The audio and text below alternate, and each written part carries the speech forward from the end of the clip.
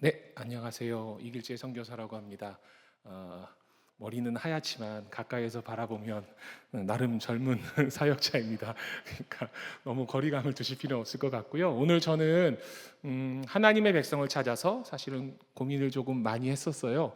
어떠한 제목으로 말씀을 전하고 어떠한 본문으로 말씀을 전할까 하다가 기도하는 중에 제 마음은 좀 다른 곳에 있었는데 그냥 늘 어느 교회에 처음 가서 인사하고 만나는 그곳 가운데 가면 늘 제가 처음 전하는 말씀이 이 본문이고 이 제목입니다. 근데 내용은 아마 좀 다를 것 같아요. 왜냐하면 오늘은 이 대구 땅 가운데 오신 선교사님들 이야기를 중심으로 하나님의 백성을 찾아가는 일이 얼마나 중요하고 소중한 일인지 그 이야기를 전하고 나누면서 함께 하나님의 은혜를 기다리고자 합니다. 그래서 이제 지금 이후부터는 지금 이제 제 얼굴이 안 보이고 화면이 보이시는 거죠? 이제 된 것 같습니다. 예, 그래서 지금부터는 한 120장 정도 넘어갈 거거든요. 절은 안 보셔도 되고요.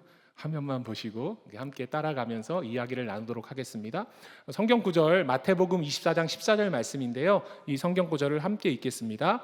이 천국 복음이 모든 민족에게 증언되기 위하여 온 세상에 전파되리니 그제야 끝이 오리라. 마태복음 24장 14절 말씀입니다. 오늘 교회 입구에 들어오니까 마태복음 28장 19절 20절 말씀이 새겨져 있더라고요. 예수님께서 주신 마지막 대위임 명령이 곳곳에 기록되어 있는데 그 중에 하나가 마태복음 24장 14절 말씀이기도 합니다. 근데 이 성경 구절에 조금 전에 저희가 함께 찬양했던 내가 매일 증인 되겠다라는 그 찬양의 가사와 딱 맞아떨어지는 단어 하나가 보이시죠? 네, 제가 이럴 줄 알았습니다. 원래 그 전통과 역사가 있는 교회들이 낯서시죠? 앞에 말씀 설교자가 막 질문하고 이러는 거예요. 속으로 다 대답하셨을 거니까 증언이란 단어가 보이시나요? 네, 증언은 어떤 사람이 할 수 있냐면 증인이 할 수 있는 게 증언입니다.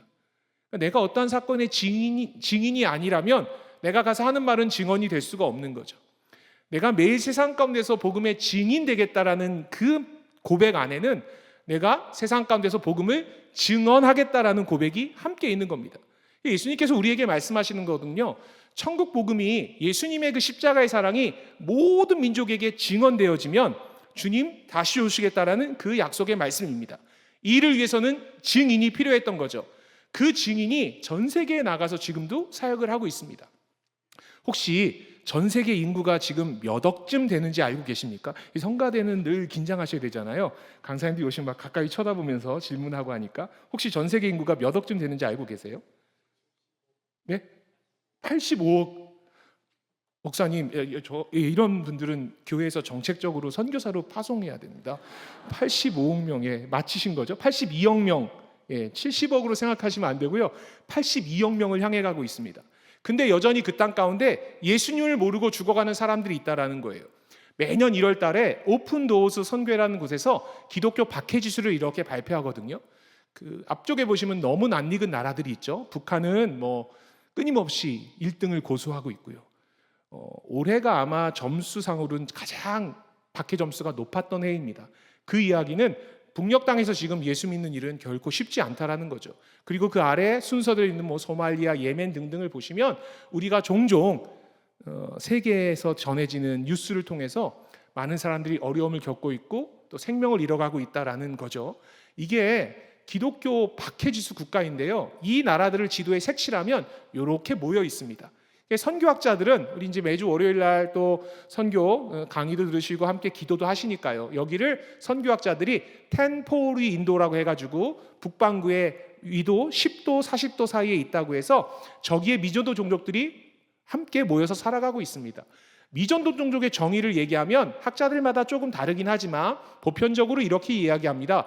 복음화율이 너무 낮아가지고 그들 종족의 언어로 된 성경이 없고요. 그리고 교회가 없고 선교사가 없어서 누군가가 와서 복음을 전해주지 않으면 복음을 들을 수 없는 곳에 사는 사람들을 미전도 종족이라고 얘기합니다. 가까이에 있는 범어사 이런 데 있는 승려들은 예수님 미전도 종족일까요? 아닐까요? 살짝 대답해 주시겠어요? 미전도 종족이 아닙니다. 그분들은 그 승려들은 예수님을 압니다. 제가 예전에 젊은 시절에 꽤 오래 전인데요, 기독교 방송 이렇게 돌리시다 보면 중간에 뭐 BBS 뭐 이런 거 지나가지 않습니까? 불교 방송. 제가 한 번은 불교 방송을 1시간 동안 다 봤습니다. 너무 은혜로운 거예요. 한 승려가 예수님 이야기를 하셨어요. 해탈하신 성인 예수님에 관한. 근데 그때 당시에 제가 젊을 때인데 저보다 성경을 더 많이 알고 있는, 그러니까 성경을 본다라는 거죠. 근데 지금 말씀드리는 미전도 종족은 성경도 없고 교회도 없고 공동체도 없고 선교사도 없으니까 복음을 들을 기회조차 갖지 못하는 사람들을 이야기합니다. 그 사람은 전 세계에 이제 몇 억쯤 될까요? 82억 명 중에. 너무 어려운 질문이죠. 그 인구가 학자마다 조금 다르긴 하지만 18억 명에서 많이 보는 학자는 25억, 6억까지도 봅니다. 그러니까 전 세계 인구의 4명 중에 1명은 지금 예수님을 듣고 싶어도 들을 기회조차 갖지 못하고 죽어가는 사람들이라는 거예요. 그들에게 누군가 가서 복음을 전해야 된다는 거죠. 그 일을 위해서 예수님께서 이 땅 가운데 오셨습니다. 그리고 제자들과 함께 3년여의 시간을 살아내시면서 어떻게 가서 가르치고 고치고 전파하는지 몸소 다 보여주시고 나서 십자가상에서 이제 내가 할 일 다 이루었어 라고 돌아가신 이후에, 우리에게 부활하신 이후에 주신 명령이 대위임 명령입니다. 너희 모든 민족에게 가서 그들을 가르치고 세례를 베풀고 가르쳐 지키게 해가지고 그들을 제자 만들어 줄래? 이 표현을 아까 함께 처음에 읽었던 성경 구절로 말씀드리면, 얘들아, 제자들 너희들이 복음의 증인이지 않아. 예수님 십자가상에서 부활하시고 제자들에게 나타나셨을 때 베드로를 비롯한 제자들이 했던 고백이 이거거든요. 내가 지금 눈으로 봤기 때문에 내가 이 일의 증인입니다. 내가 보고 들은 것을 말하지 않을 수 없습니다. 그 고백이 사도행전 전반부에 계속해서 반복적으로 고백되어집니다. 예수님이 우리에게 말씀하신 저 제자 삼으라는 이야기는, 얘들아 너희들이 증인인데 너희들이 가서 복음을 증언해서 또 다른 복음의 증인들을 만들어주지 않겠니? 근데 제자들이 그 삶을 살아냈던 겁니다. 그리고 유대에 묶여있던 그 복음이요, 사도행전 10장에 베드로가 고넬료를 만나는 그 사건을 통해 가지고요, 이방인들에게 성령이 임하심이 전해지게 되면서, 그리고 그 다음 바톤을, 베드로가 사역했던 그 바톤을 이어받아 바울이 사도행전 13장부터 선교행전을 써내려갑니다. 사도행전 13장을 보면 이렇게 기록되어 있습니다. 성령 하나님께서 바울과 바나바를 영어 성경에 set apart라고 되어 있어요. 분리해라. 교회와 분리해.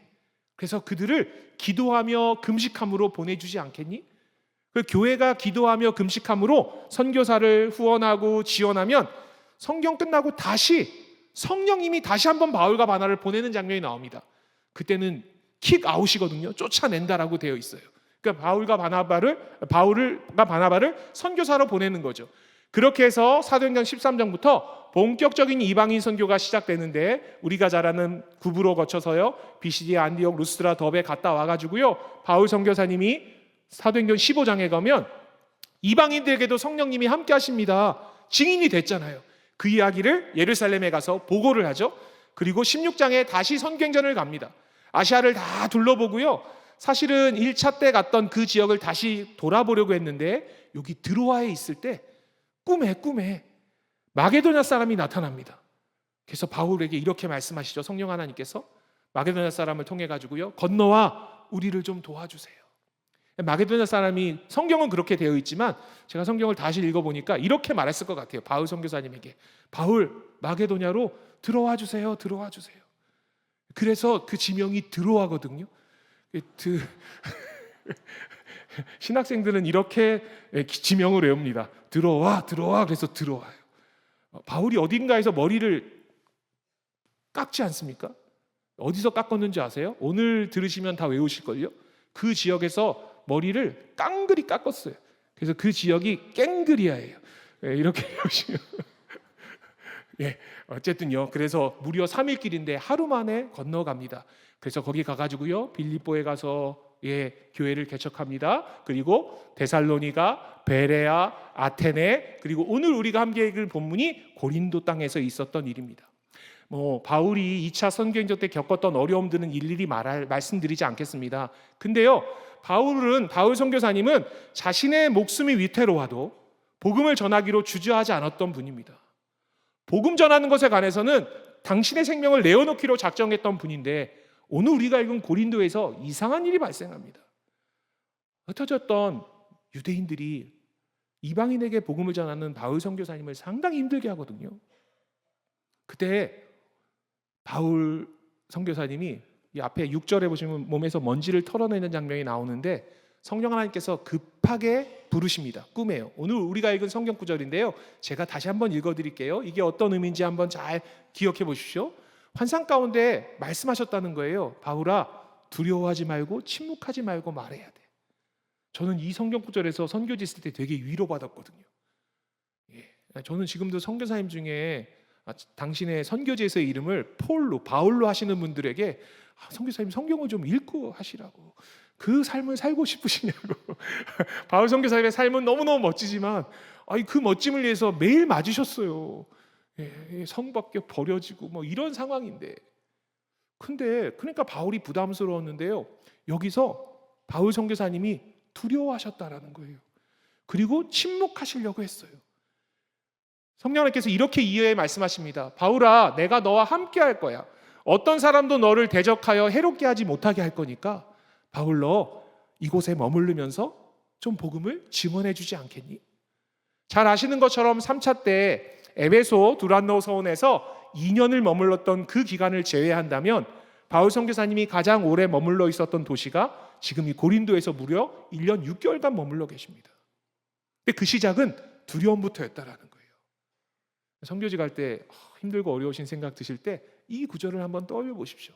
바울 선교사님도 힘들고 두려운 적이 있으셨구나. 근데 그 이유가 뭐냐면 하나님께서 이렇게 말씀하세요. 이 성에 네가 머물러야 되는 이유가 이 성 중에 내 백성이 많기 때문이야. 우리는 하나님의 백성에 관한 개념을 이미 잘 알고 계시겠지만 다시 한번 정리해야 합니다. 우리는 하나님의 백성 그러면 하나님을 예배하는 사람들, 예배자들, 하나님을 구주로 영접한 사람들이라고 착각하는 경우가 있는데 그렇지 않다라는 거예요. 왜냐하면 바울이 가는 곳곳마다 그 도시에는 예수 믿는 사람은 아주 적었습니다. 근데 하나님께서는 지금 이렇게 말씀하세요. 바울아, 이 성 중에 내 백성이 많다라고요. 그 이야기는 고린도 성 안에 대부분 믿지 않는 사람들이었는데, 예수님을 모르는 사람들이었는데 그들이 하나님의 백성이라는 거예요. 하나님이 말씀하시는 이 하나님의 백성은 우리 이렇게 함께 예배의 자리 가운데 함께 있는 우리는 어쩌면 그 탕자의 비유 가운데 아버지와 함께 늘 머무는 예배의 자리 가운데 있는 그 큰아들인 거죠. 근데 예수님은 그 작은 아들, 그 아들에게 관심 가지시잖아요. 왜냐하면 그들도 하나님의 형상으로 지음받은 하나님의 백성들이니까요. 하나님께서 꿈꾸시는 일은 온 열방이 함께 당신을 예배하는 그 일입니다. 그것이 선교고요. 그래서 이렇게 말씀하시죠. 오직 성령이 너에게 임하시면 너희가 권능을 받아서. 그러니까 우리 혼자 못한다는 거죠. 성령님이 주시는 권능으로 말미암아 그 힘을 받아서 예루살렘과 온 유대와 사마리아와 땅끝까지 이르러 내 증인 되라라고요. 이 말 아래는 증인이 돼서 있는 것이 아니라 증인에게는 법적인 의무가 있습니다. 보고 들은 것을 증언해야 되는 의무가 있습니다. 고대 근동에서요, 보고 들은 것 말고 다른 것을 증언하면요 돌로 쳐서 죽였습니다. 우리에게 주신 그 하나님의 은혜를 우리가 세상 가운데 증언하는 일이 필요했던 거죠. 고대 근동에서 시작되던 십자가의 복음이 온 열방 가운데 전해지는 게 세계 선교의 역사인데요, 그 역사를 다 건너뛰고 우리는 우리나라에 오신 선교사님들의 이야기를 통해서, 특별히 대구 땅에 오신 선교사님들의 이야기를 전하고 나누려고 합니다. 그 복음의 뿌리를 찾아가려고 하는데요, 예수님께서 모든 민족으로 가라라고 말씀하셨을 때 우리나라에 사람이 살고 있었습니다. AD 1세기니까요 삼국시대였습니다. 신라 사람, 고려 사람, 백제 사람이 살고 있었는데 그 사람들은 예수님 몰랐습니다. 미전도 종족이었죠. 왜요? 누군가 찾아와서 무엇 해주지 않아서요? 증언해주지 않아서요. 372년에 중국에서 불교랑 유교가 들어옵니다. 고구려 소수림왕 때. 그래서 고려는 우리 대구는요 또 이 불교의 문화가 있지 않습니까? 지하철역을 역사를 옮길 만한 그 불교의 힘이 있었던 곳인데, 그러니까요 고려는 918년 건국하면서 우리는 불교를 국교로 하겠습니다. 조선은 1392년에요 우리는 유교를 국교로 하겠습니다. 그리고요 5000년에 무속신앙이 가득합니다. 근데 언제 우리나라에 선교사님이 들어오느냐? 올해 행사가 참 많이 했습니다. 올해가 딱 140주년이었거든요 우리 교회는 80주년이고요 거기다가 60년을 더하면 됩니다. 그래서 140주년을 빼면은 그러니까 교회 창립일에서 60을 빼시면 돼요. 물론 네 자릿수 뺄셈이 상당히 어려운 거 알고 있습니다. 하지만 잠깐 한번 빼보세요. 그러면 그게 1885년입니다. 제가 다른 연도는요 다 보여드릴 수 있어요. 근데 이 연도는 저는 안 보여드립니다. 이거 외우셔야 된다고요. 제가 이번에 선교왕국 대회 때 이렇게 강의하고 이렇게 하고 최근에 이제 대구를 몇 번 왔고 지난주에도 와야 되는데 그 성경국 집회 때 참여했던 청년이 제가 저를 만나면 인사할 때 선교사님 이러면 제가 누군지 모른다고. 저를 만나면 꼭 1885 이렇게 하라 그랬더니 몇 주 전에 대구 청년을 만나는데 저 모르잖아요 얼굴을 와가지고 저한테 정사님 1885 이래가지고 우리가 어디선가 만나는 걸 알게 됐습니다. 그만큼 저를 만나는 걸 확인하려는 게 아니라 1885년 우리나라가 미존도 종족이었다가 주님을 알게 됐던 그 해가 너무나 중요하기 때문에요. 그때까지 우리는 단 한 번도 복음을 듣지 못한 민족이었습니다. 왜 그랬나 봤더니요, 우리나라는 임진왜란 이후부터 쇄국 정책으로 문을 굳게 걸어 잠그고요, 서양이 들어오는 것을 막아냈습니다. 근데 중국이랑 일본이 먼저 복음이 들어옵니다. 중국은 1830년대 아편 전쟁으로 인해서 5개 항구가 개항되면서요, 상해 이런 것으로 선교사님이 들어오고요. 일본은 1853년도에 미국이랑 일본이랑 전쟁하면서 화친조약 맺으면서 개항을 합니다. 그때 선교사님이 들어오시게 됐던 거예요. 그 중국에 있었던 선교사님 중에 우리가 너무 잘 아는, 한 번쯤은 들어보셨을 토마스라는 선교사님이 중국에 있다가, 사실은 중국에서 사역하는 중에 아내가 임신 중에 유산을 하고 홀로 선교사님 선교지 다녀오시는 여정 가운데 홀로 집에서 순직하셨어요. 토마스 선교사님 너무 마음이 힘들었는데, 그리고 선교사 직분을 잠시 내려놨었는데 그분의 귀에 조선 사람의 이야기가 들립니다. 특별히 당시 카톨릭에 박해가 있던 그 시기에 김자평이라는 분이랑 몇몇 분들의 조선인들이 피난 왔는데 그들을 바라봤는데 그들이 개신교 복음을 모르는 거예요. 토마스 선교사님은요, 우리나라에 1865년에, 그러니까 우리가 아까 외운 연도보다 20년 전에 배를 타고 들어오려고 했습니다. 근데 쇄국 정책으로 쫓겨났던 거예요. 근데 이분이 조선 선교를 위해서 그 다음에요, 다시 배 타고 우리나라에 들어옵니다. 우리말도 조금 배우고요. 이분이 8월 달에 우리나라에 오는데 떠나기 전에 본국에다가 쓴 편지가 있습니다. 선교 편지죠. 이렇게 쓰셨어요. 함께 읽어보겠습니다. 아주 잔인하고 사악한 대학살이 최근 조선에서 일어났습니다. 그럼에도 누군가 조선에 들어가 선교의 문을 여는 것의 중요함을 깨달아 제가 조선에 가기로 결정했습니다. 1866년은 병인년이었습니다. 병인년에는 박해가 일어났는데 그 박해가 병인박해고요. 병인박해 한 2년 반의 기간 동안에 우리나라 전역에서 서양 문물을 받아들였거나 먼저 들어왔던 카톨릭 신앙을 가졌던 사람들을 목베어 처형하는 일들이 있었는데, 무려 우리나라 역사책에는 8,000명이고요. 그럼 여기서 가까이에 대구에 그 대구제일교회 건너편에 그 성당이 하나 있지 않습니까? 네? 무슨 성당이죠? 네? 계산성당이요. 거기도 가보시면 그 순교자의 스토리가 있습니다. 우리가 이제 거기는 잘 안 가시게 되는데 계산성당에도요. 그때 당시에 프랑스 외방 선교에 19명의 선교사가 있었는데 그 중에 9명이 목배임당에 처형당했고요. 3분이 급하게 몸을 피신해서 중국으로 들어갔던 거예요. 그 얘기를 들은 거죠. 지금 서양 사람이 조선에 들어가면 위험하다라는 걸 토마스 선교사님은 알고 있었어요. 두 번째 줄 보십시오. 그럼에도 불구하고 누군가 조선에 들어가 바른 십자가의 복음을 전하기 위해서, 증언하기 위해서 제가 가기로 결정했습니다.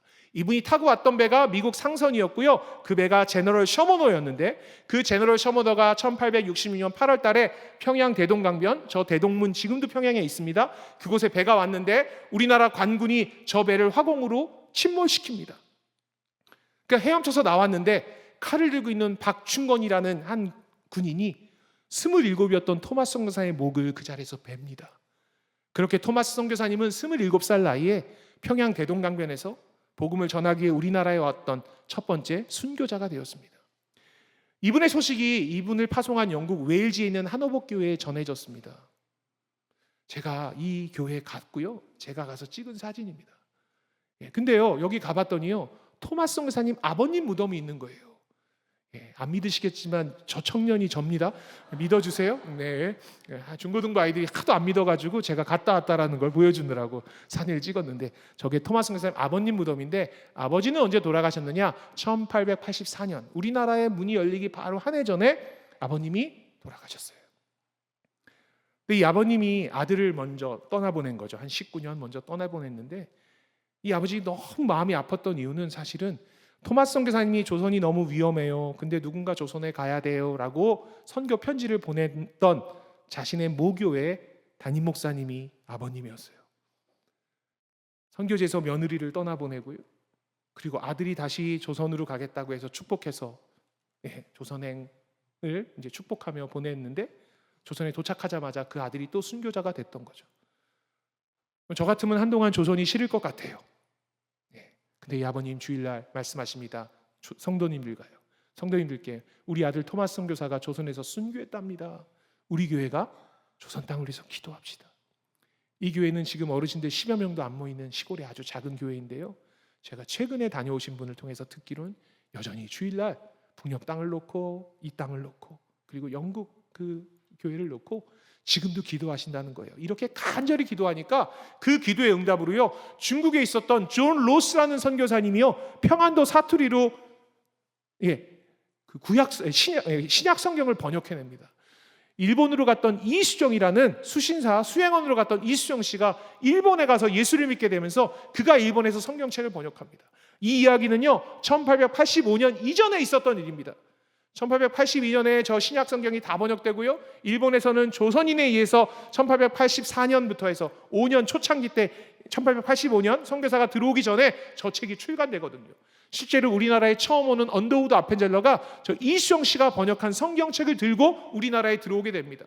그러니까요, 저 성경책이 번역되니까 저 국경 밖에 있었던 중국으로 이주했던 조선인들이, 또 일본에 머물렀던 유학생들이, 피난 갔던 사람들이요, 그곳에서 예수님을 믿게 되니까 그들이 기도하기 시작했습니다. 하나님, 이 닫혀진 조선의 문을 열어주십시오.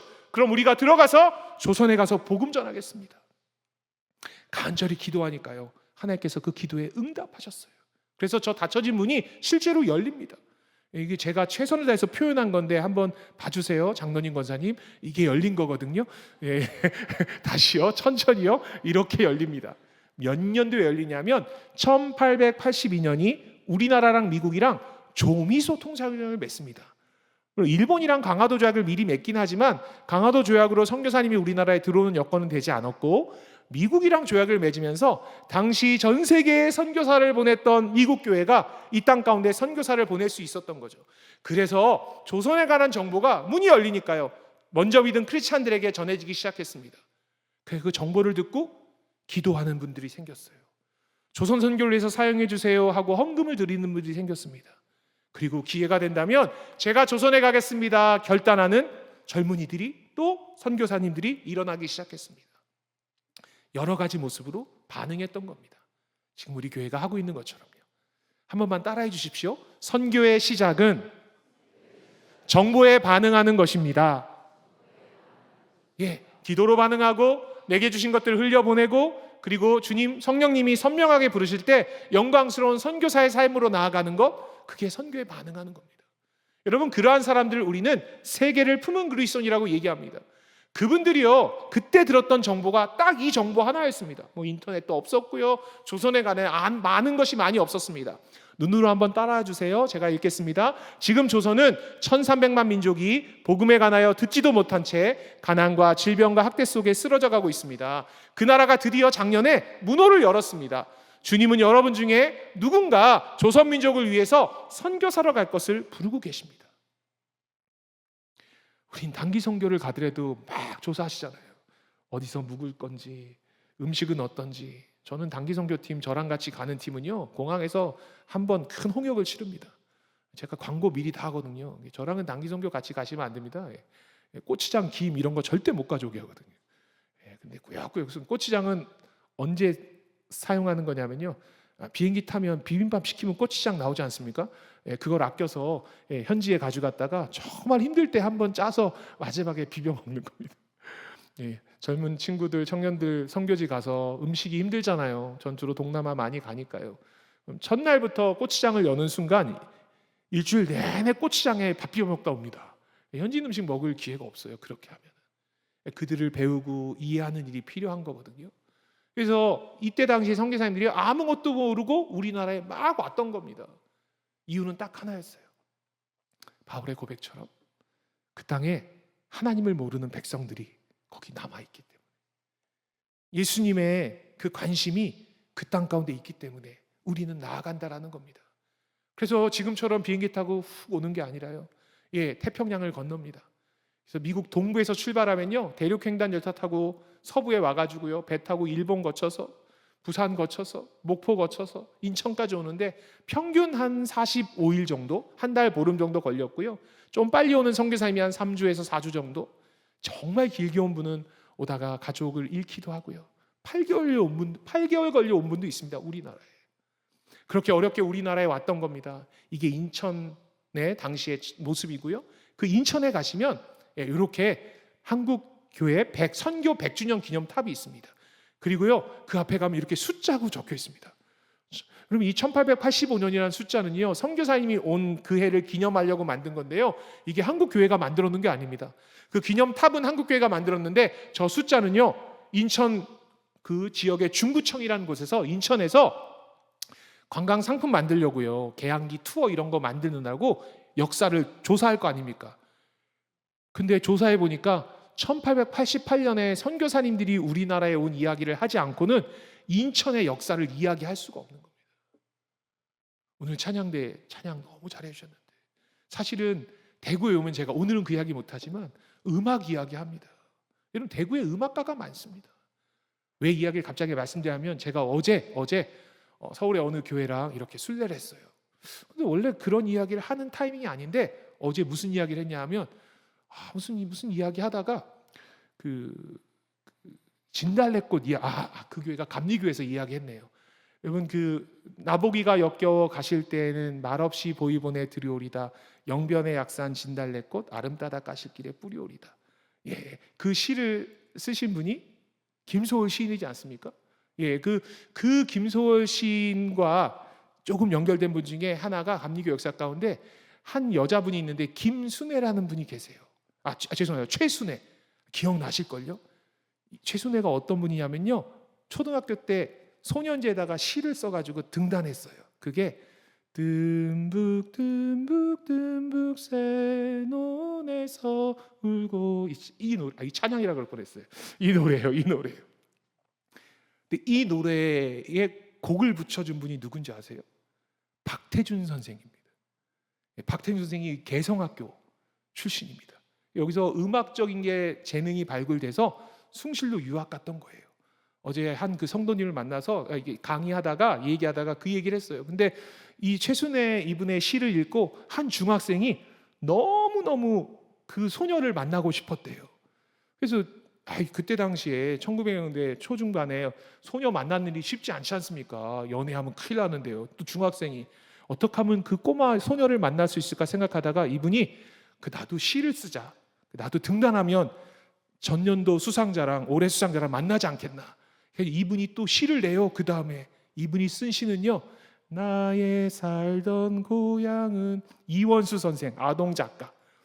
그래서 이 두 분이 실제로 만났대요.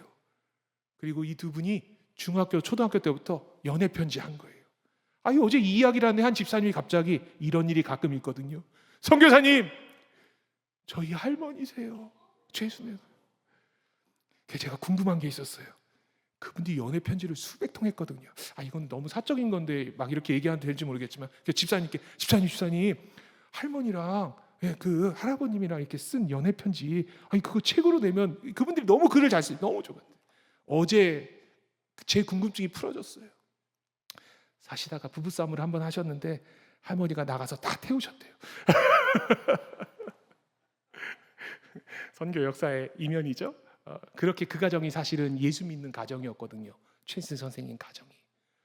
1885년 우리나라의 이러한 이야기들, 선교사님들의 이야기를 빼놓고는 인천 이야기를 하지 못하니까 저거를 인천 중구청에서 기념탑 바로 아래다가 저 숫자를 만들어 놓은 겁니다.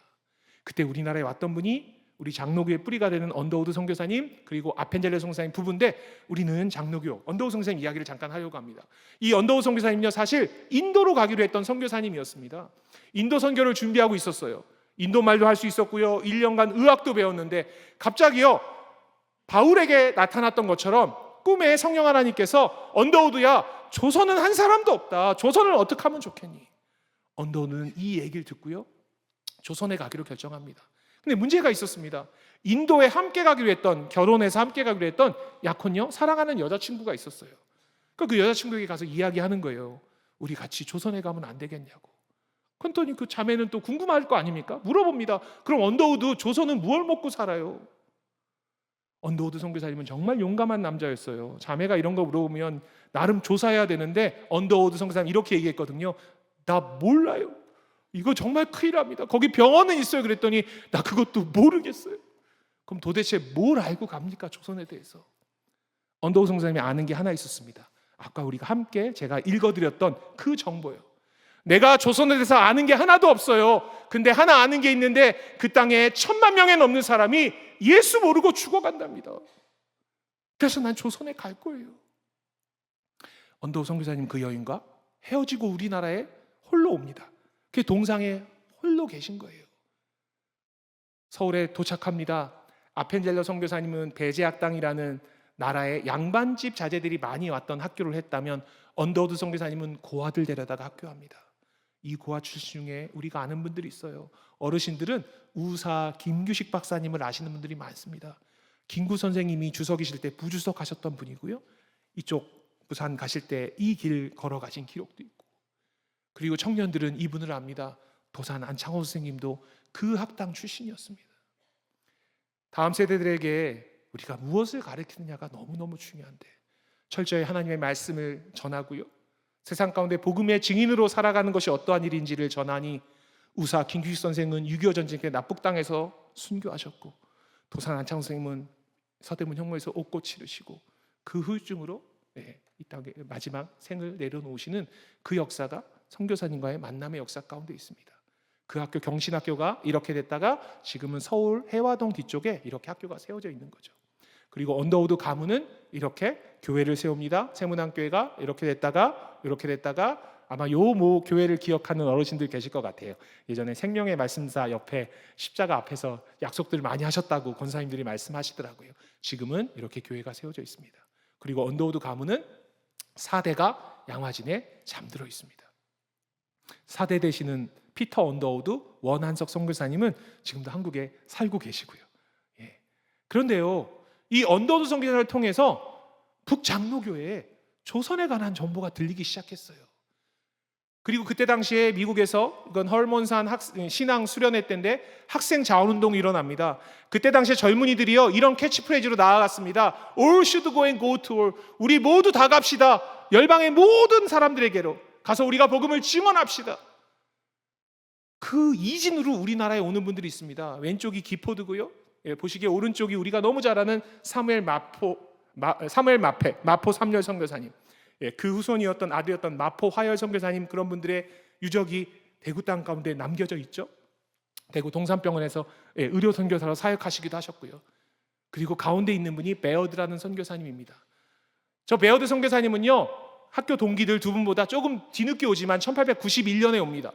정말 빠른 시기에 왔던 거죠. 그리고 그때 당시에 도착해서 선교사님의 사역지가 도착한 그해 91년 12월에 오셨고요. 바로 그 다음 총회 때 선교사님은 부산으로 가세요 해가지고요 이분이 부산 개척 초기 선교사로 사역합니다. 그리고요 무려 40년 동안 우리나라에서 멋지게 자신의 삶을 드리면서 사역했던 선교사님이세요. 근데 이분이요 한국 내지 선교회라는 걸 만드세요. 이 내지 선교회가 너무너무 중요합니다. 코리아 인랜드 미션. 이 내지 선교회의 열매가 대구거든요. 여러분들 이 선교사님은요 전도여행 다니면서 새로운 걸 발견했어요. 많은 선교사님들이요 처음 사역하면서 병원을 해야 됩니다, 학교를 해야 됩니다, 교회를 해야 됩니다, 이렇게 선교 보고하는데 이 베어드 선교사님은요 조선인들 곁으로 다가갔던 분이었기 때문에 다른 걸 발견했어요. 전도하러 가면 늘 머무는 곳이, 사람들이 바글바글한 곳이, 특별히 남성들이요, 그게 사랑방인 거예요. 실제로 선교사님의 첫 번째 보고입니다. 사랑방을 마련하는 것이 저의 첫 번째 선교 사역입니다. 사랑방 건축을 위해서 후원자를 좀 찾아주십시오. 기도해 주십시오. 그래서 선교사님 실제로 사랑방을 제일 먼저 짓습니다. 이게 조선시대의 보편적인 사랑방의 모습인데요, 가난한 사람들이 사랑방 있지 않았습니다. 마을에 유지들이 사랑방이 저렇게 있는 겁니다. 예, 아예 벽이 따로 독립된 공간이거든요. 그럼 저 사랑방에서 동네 사람들이 다 모여가지고 동네 대소사 이야기하고 그런 이야기 하는 곳이었어요. 선교사님이 다니다 보니 늘 사랑방에서 사람들을 만나다 보니까요, 그렇게 사랑방에서 시작됐던 교회가 이렇게 되고요, 그 교회가 부산의 초량교회가 이렇게 세워지게 되는 거죠. 근데요, 이 선교사님은 정말 열심히 전도여행 다녔습니다. 어느 날 저 충청도 쪽으로 전도여행 갔는데 이런 편지를 써놓으셨어요. 예, 그곳은 빈대가 득실거리는 고통스러운 곳이었습니다. 여관 주인은 정말 시끄러운 여자였대요. 그리고 하지만 평소처럼 한국인들과 내가 예배드렸습니다. 근데 선교사님이 이렇게 전도여행하고 있는데 갑자기요, 사모님이 편지를 보냈어요. 전도여행 중이에요. 이 애니 베어드라는 사모님께서 부산에 있었을 때 급하게 편지 보냈습니다. 여보 빨리 좀 와달라고. 그래서 선교사님이 급하게 전가를 받고요, 사역 중간에 5월 12일 날 토요일 날 부산에 도착했습니다. 무슨 일인가 봤더니 첫째 딸 로즈 베어드라는 딸 아이가 2돌 맞이하기 얼마 안 남은 시기였는데 갑자기 이후에 이제 병명은 급성 뇌척수막염으로 딸 아이가 아파서 고통 중에 있었어요. 선교사님이 15일에 도착했는데 그 다음 날 그 아이가 목숨을 잃습니다. 그래서 그 아이를 부산 땅에 묻습니다. 그리고 사모님께서 본국의 가족들에게 이렇게 편지를 써요. 5월 13일 주일날 아이가 보통 잠자리에 들던 그 시간에 짧은 생애를 끝냈습니다. 어머니가 짜주신 조그만 흰옷을 입히고 새 신발을 신겼습니다. 무덤을 넘어서는 소망을 갖지 못한다면 어떻게 이런 어려운 순간들을 살아갈 수 있을까요? 제가 처음에 이 자료를 발견하고요, 한동안 제가 이 편지를 제 책상 머리맡에 붙여놨었습니다. 제가 무슨 단어를 발견했냐 하면 무덤을 넘어서는 소망이 무언가. 제가 머리로는 이해했거든요. 무덤을 넘어서는 소망이 어떤 표현인지 아실 건데, 과연 내게 그런 일이 있다면 어머니로서 그 딸을 떠나보내고 무덤을 넘어서는 소망이 있기 때문에 이 땅권에서 삶을 살아간다는 고백이 가능할까? 실로 선교사님은 이 땅권에서 삶을 살아내시거든요. 근데 그 삶이요, 성령님이 함께 하셨으니까, 위로해 주셨으니까 아프지 않았을 거라고요? 아니요, 그렇지 않습니다. 아이를 묻습니다. 그 아이가 떠난 5월 둘째 주간이 되면 엄마는 또 가슴이 아려옵니다. 아이의 장례를 치르고 남편 선교사님은 기록에 보니 한 일주일여 만에 2주 되기 전에 다시 선교 여정 중이었으니까요, 선교 여정을 떠납니다. 그때 사모님께서 남편을 생각하며 그 어린 딸을 생각하며 이 선교사님이 글 쓰시는 재주가 있었어요. 찬송가 가사를 하나 씁니다. 그 찬양이 우리가 이따 메시지 이후에 나눌 찬양인데 제가 가사를 한번 읽어드릴게요. 남편 늘 선교여행 다니지 않습니까? 그래서 이렇게 쓰신 거예요. 멀리 갔더니 처량하고 고나며 슬프고도 외로워 정처 없이 다닙니다. 예수님 내가 마음 아파 울 때에 내 눈물 씻어주시고 나를 좀 위로해 주세요. 우리 남편 다니다가 쉴 때 쓸쓸한 곳 만나도 제발 홀로 있게 마시고 성령 하나님 함께 해주시고 보호해 주세요. 예수 내 주여 지금 내게 오셔서 떠나가지 마시고 길이 함께 해주세요. 한국교회의 성도님들이 가장 좋아하는 찬송가 10곡을 뽑으면 단 한 해도 거르지 않고 들어있는 찬송가가 이 찬송가인데, 사실 이 찬송가는 우리 개인에게 주제가 이거거든요. 인도와 보호라고 되어 있지만 사실은 한 선교사님께서 이 땅에서 그 힘듦을 이겨내고 살아가기 위한 간절한 기도였고 하나님께 간구했고 부탁드렸던 이야기가 찬양이 돼서 지금까지 전해지고 있습니다. 그래서 저 꼭대기에 보시면 베어드 선교사님의 아내 배위량 부인이 작사가로 저렇게 되어 있는 거예요. 저희가 함께 말씀을 끝내고 이 찬양을 부를 때 한번 선교사님의 마음을 생각하시면서 우리가 어떻게 이 땅 가운데서 증인으로 살아가야 되는지 한번 되돌아보면서 이 찬양 함께 하면 너무 좋을 것 같습니다. 예, 이 선교사님, 베어드 선교사님은요, 당시에 사도 바울의 고백처럼 로마서 15장에 있는 말씀이죠. 왜냐하면 당시에 호주 선교사님들이 호주 선교사님이 부산에서 돌아가시면서 호주 선교부가 부산으로 사람들을, 청년들을 막 보내기 시작했어요. 그러니까요, 선교사님이 부산에 먼저 터를 잡았지만 호주 선교사님들이 부산 경남 지역 그럼 사역하십시오. 나는 사도 바울처럼 아직 터가 닦이지 않은 곳으로 가겠습니다. 그래서 내지를 그렇게 돌아봤던 겁니다. 이 선교사님 두 분이요, 찾아갔던 곳이 바로 대구였어요.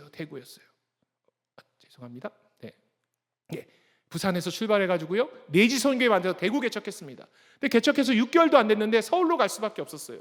1년간 서울에서 우리나라 교육 시스템을 만듭니다. 그래서 이분이 전 한국 교육 담당 선교사가 돼가지고요, 평양으로 올라갑니다. 그리고 평양에서 시작된 학교가 평양의 숭실학당이 되는 거예요. 대구에서 약정골목 안에 들어와가지고요, 거기서 터를 마련했거든요. 예, 집도 마련해 놨습니다. 선교사역을 하려고 하는데, 대구에서 하려고 하는데 선교부가 서울로 불려드렸잖아요. 이 대구를 어떻게 하느냐. 근데 아까 그 애니 베어드 선교사님의 남동생, 3살 밑에 남동생이었던 우리 많이 들어보신 아담스 선교사님이 그때 부산에서 언어훈련하고 있었어요. 동생아, 처남, 우리가 대구 개척해놨어. 대구에 와가지고 사역해주면 너무 좋을 것 같아. 그래서요, 대구에 옵니다. 그리고 아까 베어드 선교사님은 저렇게요, 학생들 데려다가 학교 하는 게 그게 숭실학교가 되는 거고요. 사모님은요, 평양에 가서도 글 쓰는 일을 멈추지 않습니다. 그럼 이게 선교사 사모님이 아이들 위해서 지었던 찬양이에요. 이게 무슨 찬양이냐면요, 예수 사랑하심을 성경에서 배워, 그 찬양인데, 이 아래 가사가, 영어 가사가 원래 Yes, Jesus loves me 이거거든요. 근데 이거를 한국인에게 알리기 위해서, 조선인에게 알리기 위해서 고민했어요. 우리나라는 존칭이 있잖아요. 그래서 후렴을 이렇게 한 거예요. 예수씨 날 사랑하심, 예수씨 날 사랑하심. 이게 왜 가능하냐 하면 그들 곁에 머물기 때문이에요. 한 여자아이, 이분이요, 학교에 교재가 없으니까 놀라운 건요, 이 선교사님이 직접 그리고 쓴 거예요. 우리나라 식물도감, 동물도감을, 우린 그런 게 없으니까요, 자료가. 이 애니 베어드 선생님이 만들어 주셨습니다. 그리고 실제 인물이에요. 보베라는 여자아이가 가난한 집 아이인데 남의 집에 팔려갑니다. 결국 그 아이가 이후에 예수님 믿게 되고 전도부인으로 살아가는 그 이야기를 이분이 영어로 써가지고 외국에서 출간했는데, 그걸 이제 한국에서 번역해가지고 출간되어 있는 책입니다. 늘 그들 곁에 다가가려고 했어요. 그래야 복음을 증언할 수 있으니까요. 여학생들을 가리킵니다. 그게 평양의 숭이 여학교가 되는 거죠. 근데 어쨌든 이 선교사님께서 평양 이야기를 조금 더 하고 대구 가겠습니다. 이 선교사님께서 평양에서 사역하는데 1907년에 갑자기 몸에 이상이 있습니다. 그래서 급하게 서울 세브란스 병원에 왔는데요. 당시 세브란스 병원 의사였던 에비슨이라는 선교사님께서, 선교사님 본국에 가서 진료를 좀 받으셔야겠다고 가봤더니 암이 발견된 거예요. 근데 놀라운 건 당시에 암을 치료했습니다. 1908년에 암을 치료하고요, 선생님 다시 우리나라에 들어와서 평양에서 사역하시는데 1916년 그때 잠시 안식년 겸해서 미국에 가 계셨을 때 선생님 몸이 조금 더 이상했거든요. 그래서 선교사님이 진료를 받는데요, 암이 재발됐습니다. 그때 사실 남편 선교사님은 본토에 계셨었어요. 그러니까 애니 베어드 선교사님께서요, 이제 이렇게 의사 선생님이 얘기하시는 거예요. 또 교단 선교부도요, 가족들을 미국으로 오게 해서 이제 더 이상 손 쓸 수 없으니까 주님 부르시는 그때를 가족들과 함께 보내면서 기다렸으면 좋겠어요. 그때 선교사님이 그렇게 우셨대요. 자신이 암으로 생을 마감하는 것의 슬픔이 아니라 나를 좀 조선 땅에 보내달라고. 우리 남편이 나의 이 죽음으로 인해서 선교지를 비우는 일은 없어야 됩니다. 선교사님, 의사 선생님과 선교부의 허락을 받고요, 진통제를 맞아가며 비행기 타고 오는 게 아니잖아요. 암 말기 환자가 배를 타고 다시 우리나라에 오고 평양으로 들어갑니다. 그리고 얼마 안 있다가 그 암으로 인해서 돌아가세요. 이분의 무덤이 평양에 있습니다. 선교사님이 조선에 돌아가고 싶으셨던 거죠. 평양의 장산이라는 곳에 지금은 저 무덤이 사라지고 없습니다. 잠들어 계십니다. 이 선교사님의 남동생이었던 아담스 선교사님이 우리나라에 오게 되는 겁니다. 이 대구, 부산에서 대구로요. 그래서 이분이 아담스 선교사님이세요. 그리고 당시에 같이 왔던 분이 우리 사과나무로 유명한, 여러분이 가져오셨지만 어찌됐건 기록적으로 보면 이 존스라는 의료 선교사님이 가져왔던 사과나무가 우리 엄마 지금 2세목이 있고요, 3세목이 있는데 정착된 것 같아요. 근데요, 이분들이 매일 모여서 기도할 거잖아요. 두 가정이 이 대구 땅을 품고 있으니까요. 기도합니다. 그러면서 마태복음 9장 말씀이죠. 주님, 추수할 것은 많은데 일꾼이 적어요. 일꾼 좀 더 보내주세요. 부산이랑 서울이랑 다릅니다. 대구는요, 내지니까요, 동서남북으로 복음을 전하러 가야 되는 거예요. 동역자가 필요합니다 하는데 갑자기 저 아담스 선교사님이요, 의사였던 존스 선교사님에게 이렇게 얘기해요. 선교사님 의사인데 좀 아는 사람들이 많이 있지 않냐고. 예, 이게 사실 목사님들은 만나는 분들이 정말 정해져 있거든요. 그러니까 존스 선교사님이 기억은 나지 않는데 갑자기 선교지 오기 전에 어머니가 했던 말이 떠올랐어요. 왜냐하면 존스 선교사님 어머니가 늘 엄마 친구의 아들 이야기를 했거든요. 이게 엄친한데요. 엄친한데, 야, 엄마 아들 친구도 저 남미로 선교지 가려고 해. 그 얘기가 떠오른 거예요. 그래서 존스 선교사님이 어머니에게 편지했어요. 어머니, 엄마 친구 아들, 그분 이름이 브루언인데 그 아들은 지금 뭐예요? 근데 저 엄마 친구 엄마도 대단한 분입니다. 저 아들 브루언에게 늘 이렇게 얘기했대요. 또 아들아, 엄마 친구 아들은 벌써 조선이라는 나라에 가서 선교한다는데 너는 왜 선교지 아직 못 가니? 계속 문이 닫혀가지고요. 그러니까 저 아들이 또 걱정, 그 엄마 친구 아들 소식이 궁금해가지고 주소를 물어가지고 편지했어요. 어머니에게, 친구 어머니에게, 엄마 친구에게. 죄송합니다, 헷갈리죠? 근데 저 어머니가 그날 두 자녀에게 이렇게 편지합니다. 아들아, 나는 오늘 같은 날 두 통의 편지를 받았다. 존스, 너는 엄마 친구 아들 브루언이 지금 어디서 뭐 하는지 물어보고, 브루언 너는 존스가 어디서 무엇 하는지 물어보는구나. 나는 이게 하나님의 큰 뜻이 있다고 생각해. 여러분, 브루언 선교사님이 그 자리에서 무릎 꿇고요, 하나님 저를 대구 땅에 부르신 줄 믿습니다. 대구로 오십니다. 바로 짐 끌어가지고요. 그래서 이 세 분이 대구 선교의 3인방이라는 그 이름으로 사역했던 분입니다. 이분이 아담스라는 선교사님이고요, 이분이 의료 선교사 존스라는 분이고요, 지금 대구의 동산 의료원 설립자시죠. 그리고 이분이 브루언이라는 선교사님이세요. 최근에 KBS 다큐 인사이드에서 그 오래된 필름을, 지금 여기 대구제일교회 역사관에 가면 그 돌아가고 있습니다. 그 필름이, 저분이 전도여행 다니는 모습 이런 것들 칼라로 복원해가지고 영상 보실 수 있습니다. 여러분, 이 세 분이요 대구에 와서 사역하는 겁니다. 근데 대구 땅이 사역이 쉽지 않습니다. 데프리카, 그죠? 더위도 만만치 않고요. 제가 작년 초에 하양에 갔더니 하양이 제일 더운 거라고 막 이러시더라고요, 하양 분들은. 근데요, 대구가 선교사님이 사역하기에 정말 힘들었답니다. 그게 3S인데 첫 번째가 뭔가 봤더니요, 연기요, 연기, 스모크요. 두 번째가 뭔가 봤더니요, 스멜, 냄새가 심했답니다. 세 번째는요, 소리 때문에 그렇게 힘드셨대요. 대구는 분지입니다. 저는 양구라는 곳에서 군생활했는데 거기 판치볼이라고 이렇게 분지가 있거든요. 아침에 보면 연기가 거기 저기 가라앉습니다. 거다가 해가 뜨고 온도가 올라가면 산줄길 타고 쭉 올라가죠. 대구도 그랬을 거예요. 대구가 분지거든요. 이렇게 산으로 둘러싸여 있는데 아침에 우리나라는 밥한다고 불 뗍니다. 그럼 저 연기가요, 절대 바로 올라가지 않습니다. 대구 시내에 잠기는 거예요. 생나무 떼면 얼마나 눈이 맺겠습니까? 그리고 또 힘든 연기가 있었어요. 그게 뭐냐면요, 사랑방에 들어가면 조선 남정네들이 거기 앉아가지고 다 담배 물고 있었습니다. 담배 연기가 너무너무 심했습니다. 연기 쉽지 않았습니다. 두 번째는요, 냄새가요 쉽지 않으셨대요. 이 젊은 분들은 모르시겠지만 어르신들은 이거 사랑방에 가면 늘 집에 걸려 있습니다. 왜요? 이게 있어야 고추장, 된장, 한국 기본 장을 만드는 거니까요. 저 냄새만 힘들었던 게 아니에요. 한 선교사님의 기록에 보니까 어느 날 봄에 전도여행 가고 있는데 조선인 조사랑 같이 가는데, 아니 조선인 한 사람이 밭에서 이러고 있더래요. 저게 뭐냐? 모르셔도 알려달라, 궁금하잖아요. 그 이제 설명을 했겠죠. 우리 이거 이렇게 하는 거라고. 여러분, 선교사님이 이렇게 글을 쓰셨어요. 나는 앞으로 조선 사람이 주는 음식은 안 먹기로 했습니다. 그 밭에서 지난주에 뭘 따서 드셨을 건데 거기에다가 인분을 뿌리고 있는 거니까요. 여러분, 그 냄새가 또 얼마나 충격적입니까?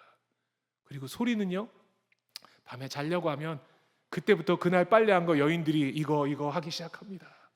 밤새도록요. 며느리랑 시어머니랑 같이 이거 두들기죠.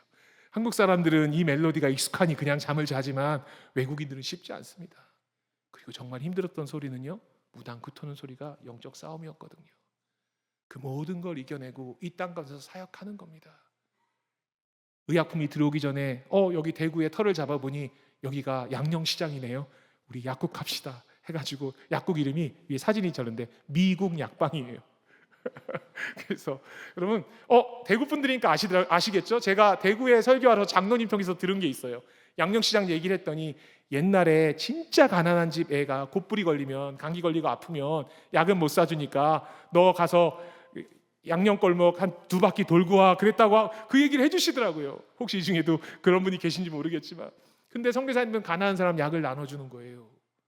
예. 그리고 약을 보통 미국 약은 며칠씩 받아야 낫죠? 3일인데 하루나 이틀치만 주고 그러면 사람들이 안 와요. 무료로 받았으니까 미안하니까 물어서 집에 찾아가서 전도하면서 약 나눠주고 그렇게 복음을 전했습니다. 그게 대구의 재중원이 된 거고요.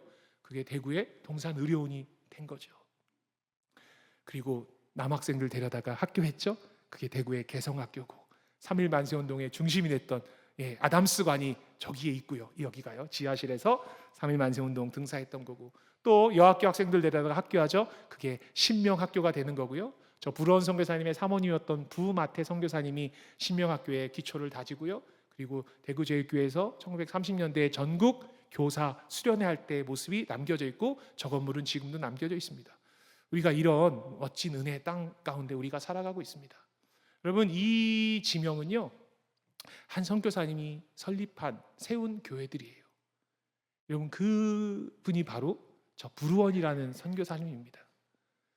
여러분 저 부르원 선교사님이 70이 훌쩍 넘었을 때 거리를 다니면서 전도하시는 모습인데요. 조선의 양반 앞에 다가가서 시선을 맞추고 그에게 쪽곡을 전하면서 복음을 전하는 장면을 누군가 동료 선교사가 누군가가 사진으로 남겨놓은 사진입니다. 언뜻 보기에도 선교사님의 나이가 꽤 되시죠. 예수님께서 하늘 보자 우편에 앉아 계시면서 당신이 이 땅 가운데서 공생의 기간 동안에 하실 일 다 하실 수 있었습니다. 그리고 마지막에 짜잔 내려오셔서 우리의 십자가 지시고 우리의 죄 대속해 주시면 되는 거 아닌가요? 근데 뭐하러 예수님께서 이 땅 가운데 오셨을까요? 엄청난 거리를 뛰어넘고 문화적 경계도 뛰어넘고요. 결국 마지막 십자가상에서 당신도 피하실 수만 있으면 피하고 싶었던 그 길을 살아내십니다. 그 이유는 증인을 만들기 위해서였습니다. 제자들에게 보여주시는 거예요. 어떻게 다가가는지, 어떻게 가르치는지, 어떻게 고치는지, 어떻게 전파하는지 보고 들은 자가 증인이 되기 때문이에요. 성교사님 저렇게 우리 땅 가운데 오셔서 예수님처럼 삶을 살아내셨던 거죠. 그분들의 이야기가 대구 땅 가운데 있습니다. 그리고 순교자의 피는 교회의 초석이 된다라는 이 터툴리안의 고백처럼 우리들에게도 성령 하나님께서 그 순교자적 영성으로 함께 하시면서 우리들에게도 복음 전하는 복음의 증인되라는 명령을 허락해 주십니다. 이 땅 가운데 온 수많은 선교사들이 자신의 이름을 남기려고 어느 누구도 오지 않았습니다. 시간이 지나고 나서 한국교회가 이렇게 성장하니 한국교회가 선교사님들의 역사 이야기를 찾아간 지 그리 오래되지 않습니다. 정말 최근입니다. 최근입니다. 그저 하나님께서 각자에게 주신 사명을 이 땅 가운데서 살아냈던 겁니다.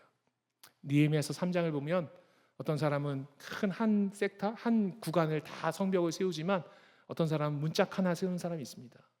각자에게 주신 사명이 다른 거거든요. 근데 각자에게 주신 사명이 다르지만 그들은 성벽을 재건하는 일에 함께 했습니다. 우리에게 주신 사명이 다 다르지만 우리는 하나님의 백성을 찾아가는 그 일 가운데 여러 가지 모습으로 선교사적인 삶으로 살아내야 되는 거죠. 그리고 우리를 통해서 하나님께서 또 다른 민족 가운데 그리스도의 십자가의 복음을 회복하는 그 일을 이루어 가시기를 원하신다라는 것. 그게 하나님께서 하나님의 백성을 찾으시는 이유입니다. 몇 해 전에 돌아가신 알렌이라는 미국의 MIT 공대 사회학 교수님인데요. 꽤 오래전에 발표한 거지만 2000년대 들어서면서부터도 2000년대에도 적용되는 원리입니다. 이게 뭐냐? 이게 원래 경제학인데요. 이게 뭐냐면요. 사람과의 감격과 소통의 빈도입니다. 그래서 어떤 사람과 자주 대화하고 소통하려면 그걸 조사를 해봤더니 저 8m라는 공간 안에 들어와야 그 사람과 소통할 수 있다라는 거예요. 예수님의 사역을 성경을 따라 읽어가시다 보면 이게 반복됩니다. 예수께서 모든 마을과 모든 성과 마을을 두루 다니사 그들을 바라보시니 긍휼한 마음이 드셔서 가르치고 고치고 전파했더라고요. 예수님 일단 다니셨거든요. 다가가는 일이 정말로 중요합니다. 그래서 선교사님들이 이 땅 가운데 오셨던 겁니다. 평양으로 가셨었고요. 여기는 전주로 가셨었고요. 광주도 찾아가셨고요. 여기는 공주고요. 여기는 청주, 그리고 여기는 호주 선교사님들이 있는 창원, 그리고 여기가 대구 은혜정원, 그리고 안동입니다. 안동 경안학교의 안동, 그리고 홍천, 강원도 홍천, 그리고 서울 곳곳에요. 제가 정말 많은 교회 어른들 또 청년들 다음 세대들 만나면서 선교사님들 이야기를 가르치고 전하고 또 함께 나누는 일을 하는데요. 그때마다 전하는 저나 듣는 자에게 하나님께서 동일하게 주시는 은혜가 있습니다. 그게 뭐냐면 흑암에 앉은 백성, 사망의 땅, 어둠의 그늘 가운데 있는 너희들을 위해서 내가 내 아들을 보냈어. 선교사로 보내셨거든요. 그리고 예수님 그분께서 우리를 위해서 땀과 눈물과 피소듭을 통해서 우리에게 생명 주셨지만 생명만 주신 게 아니라 우리를 복음의 증인 삼으셨습니다. 그래서 우리가 1885년 이후에 태어난 것은 정말로 놀라운 은혜입니다. 그리고 그 이후에 태어난 사람 중에 내가 예수님을 알고 있다고요? 예수 믿는 사람이라고요? 크고 놀라운 일이죠. 근데 그 중에 우리가 하나님과 동행하는 당신의 일 가운데 쓰임받는 복음의 증인으로서 선교사적인 삶을 살아가야 되는 그 사명을 알고 살아간다는 것은 정말로 축복받은 일입니다. 근데 우리가 할 수 없으니 성령 하나님을 보내주시겠다는 거거든요. 성령의 권능으로 말미암아 우리가 그 삶을 살아내야 되겠죠. 이 땅 가운데 왔던 수많은 선교사님들처럼요. 그래서 감히 선교사적 삶을, 선교적 삶이 아니라요, 선교사적 삶을 살아내 주십사 부탁을 드립니다. 그 첫 번째가요, 함께 읽겠습니다. 기도에 반응하는 것입니다. 두 번째는요, 선교 헌금으로 반응하는 것이고요. 만약 성령 하나님께서 선명히 우리를 부르신다면 마지막에요, 영광스러운 선교사의 삶으로 반응하는 우리 대구 동북교회 귀한 성도님들 한 분 한 분 되시기를 주님의 이름으로 축복합니다. 기도하겠습니다. 하나님 감사합니다.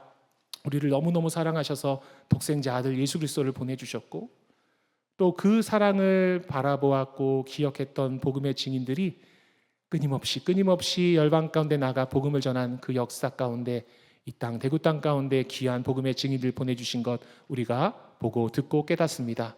우리를 복음의 증인 삼으시고자 이 큰 희생들 치르셨는데 하나님 우리가 복음의 증인된 그 정체성 기억하게 하시고 앞서 드렸던 찬양처럼 나아가 복음을 증거하는 그 일 가운데 쓰임받는 우리를 되게 해 주시옵시고 우리 대구 동북교회를 통해서 수많은 복음의 증인들이 세워지는 열방의 수많은 하나님을 아는 백성들을 찾아내는 그 일 가운데 쓰임받는 우리 공동체 되게 하여 주시옵소서. 감사합니다. 이 모든 말씀 예수님의 이름으로 기도드립니다. 아멘.